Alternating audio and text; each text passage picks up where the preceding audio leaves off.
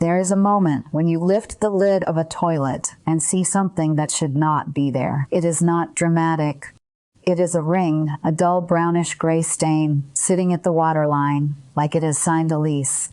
And the thought that comes into your mind is that you will need something harsh, something that burns your nose when you breathe it in. Something in a heavy plastic bottle with a child-proof cap that you have to store up high where the grandchildren will not find it. I am Sadie Baylor. I keep a house here in our district with my husband and our 6 children, and between the laundry and the garden and the canning and the church suppers, I have learned that most of the things you need to keep a house right are already sitting in your pantry. The toilet ring is one of those things that makes a woman feel like she is losing. You scrub it. You try the blue gel that promises to sit in the tank and do the work for you. You try the powder that fizzes and smokes like a science experiment. And 2 weeks later, the ring is back, a little darker than before, and you are standing there with your brush, wondering what you are doing wrong. You are not doing anything wrong. You are fighting the wrong thing. The ring in your toilet is not a dirt problem. It is a mineral problem. Hard water leaves behind calcium and magnesium and iron that cling to the porcelain and build up layer by layer. And the cleaners in the plastic bottles are mostly designed to kill germs, not to dissolve rock. My grandmother did not have toilet bowl cleaner in a plastic bottle. She had a gallon of white vinegar that cost her 39 cents at the dry goods store. She kept it under the sink next to the baking soda and the Castile soap, and she used it for everything. The windows, the coffee maker, the washing machine, and once a week, every Saturday morning, she poured it into every toilet in the house. I watched her do it when I was a girl. She would carry that gallon jug from bathroom to bathroom, and she would pour it slowly around the rim, letting it run down the sides of the bowl. Then she would close the lid and walk away. She did not scrub. She did not rush. She let the vinegar sit there while she went about her morning, and by the time the noon meal was on the table, those toilets were clean. Now I want to tell you what the vinegar is actually doing down there, because once you understand the why of it, you will never spend another dollar on toilet cleaner. White vinegar is acetic acid, about 5%. That is not strong enough to hurt your skin or your pipes or the porcelain, but it is strong enough to dissolve calcium carbonate on contact. Calcium carbonate is what hard water scale is made of. When the vinegar touches that ring, it begins to break the bonds that hold the mineral to the surface. It does not scrub the ring off. It releases it. And that is the difference between cleaning and dissolving. Cleaning is force. Dissolving is chemistry. One takes effort and the other takes time. And time is something my grandmother had more patience for than any woman I have ever known. Let me tell you what I am not going to say here, because there is a video going around that tells you to mix vinegar and baking soda in the toilet bowl and watch it erupt like a volcano. And that video has fooled a great many good women into wasting their afternoon. Vinegar is an acid. Baking soda is a base. When you mix them together, they neutralize each other and produce nothing but carbon dioxide bubbles and water with a little sodium acetate dissolved in it. The fizzing looks impressive, but it is doing nothing to your toilet ring. You are watching a middle school science fair project. I would rather tell you the truth and have you trust me than give you bubbles that waste your time and leave the ring right where it was. The way my grandmother did it and the way I do it now is simple enough to write on the back of a recipe card. You pour about 2 cups of plain white vinegar into the toilet bowl, not the cleaning vinegar from the hardware store, which is stronger and can damage the wax ring under your toilet if you use it over and over. Just the regular white vinegar from the grocery store, the kind that costs about $2 a gallon. You pour it slowly, letting it run down the sides of the bowl, so it coats the entire surface above and below the waterline. Then you close the lid, and you leave it there. Not for 5 minutes, not while you fold a load of towels. You leave it for hours. Overnight is best. If the ring is old and thick and dark, the kind that has been building up since before the last election, you have one extra step. Before you pour the vinegar, you take a sheet of toilet paper and you lay it flat against the ring so it sticks to the porcelain above the waterline. Then you soak that paper with vinegar. The paper holds the vinegar against the stain like a poultice, and it keeps working all night long instead of drying up after an hour. In the morning, you lift the lid, and in most cases, the ring is gone. Not faded, not lighter, gone. Whatever small trace remains will lift off with a few passes of a toilet brush, and it will not take any force at all, because the vinegar has already done the work. Now there are a few things worth knowing, because the care is part of the method.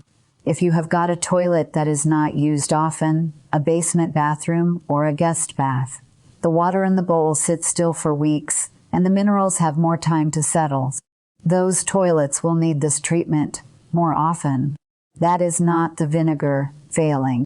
That is still water doing what still water does. If your water is so hard that you can see white crust around your faucets, you may need to do the vinegar soak once a week instead of once a month. But even then, you are spending maybe $8 a year on vinegar instead of $60 or $80 on bottle after bottle of cleaner. And if you have got a septic system, vinegar is safe for it. The commercial toilet cleaners with bleach and hydrochloric acid will kill the bacteria in your tank that break down waste. Vinegar, in the amount we are using, will not. My husband has been maintaining our septic field for 20 years, and he will tell you the same. Now I want to tell you what will not work, because that honesty is the whole point. The lemon juice trick.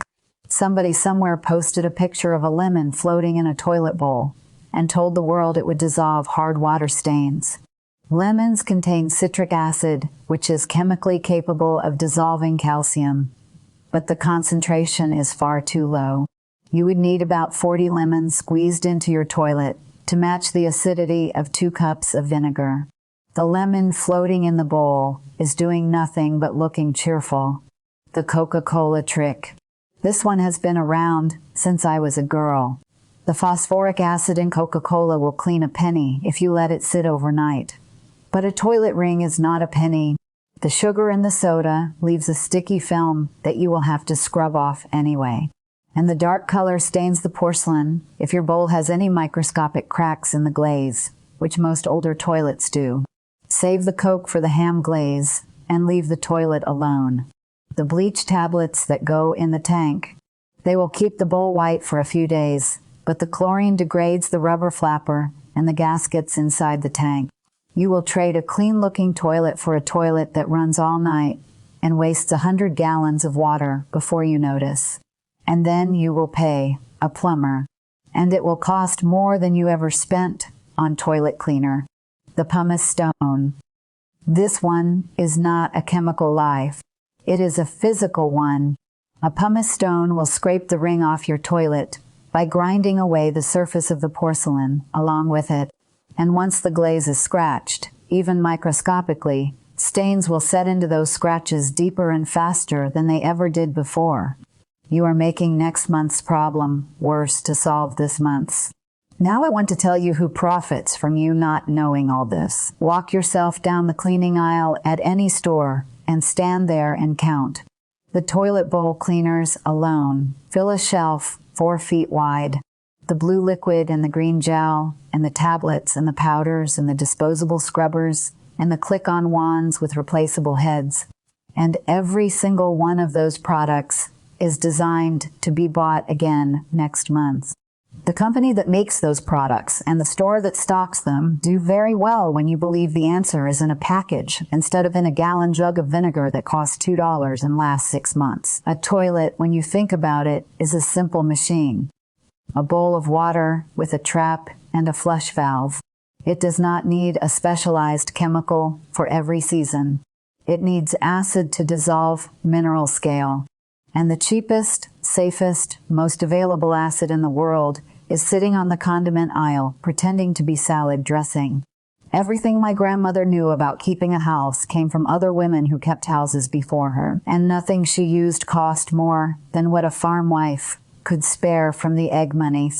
There is a quiet rebellion in that. Every time you pour vinegar instead of the blue stuff, you are choosing a method that was passed from woman to woman over a kitchen table, rather than from a marketing department to a shelf.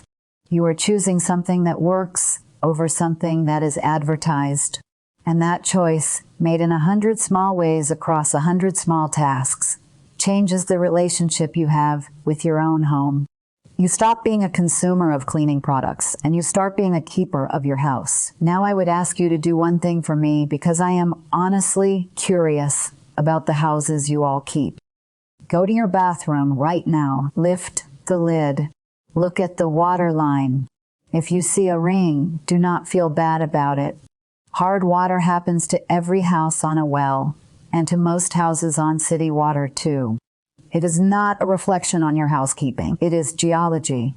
Then pour 2 cups of white vinegar into that bowl and walk away. Come back in the morning, and if what I have told you is true, that ring will be gone, and you will have learned something that costs nothing and lasts a lifetime. Then come down to the comments and tell me what happened. I read what you all write down there, every bit of it. And if it did not work, tell me that too, because sometimes the problem is not the ring. Sometimes there is iron in the water that needs a different approach, or the toilet is old enough that the porcelain has worn thin, and I can tell you what to do next. But for most of you, in most houses, on most mornings, you are about to watch vinegar do what a $20 bottle of cleaner could not. And all the old women who kept house before there was a cleaning aisle are standing behind you nodding, because they knew it all along.